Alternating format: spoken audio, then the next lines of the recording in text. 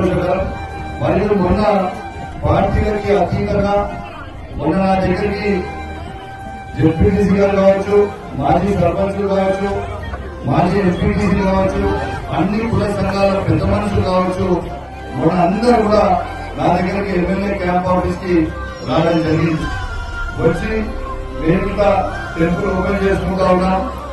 ఎటు పరిస్థితిలో మీరు టెంపుల్ కి సాయం చేయాలి, ఖచ్చితంగా ఈ టెంపుల్ కి సాయం చేయాలి. మేము ఓపెన్ చేసుకుంటా ఉన్నాం, అద్భుతంగా ఓపెన్ చేయబోతా ఉన్నాం. గ్రామం అంతా కూడా ఉంటుంది, ఖచ్చితంగా సాయం చేయాలన్నా అని అందరూ కూడా నా దగ్గరకు వచ్చినప్పుడు ఆనాడు నేను వీళ్ళకి చెప్పిన, మీరెవ్వరు కూడా అధైర్య పడకండి, ఖచ్చితంగా మీ జాతర అనేది అద్భుతంగా చేసుకోండి.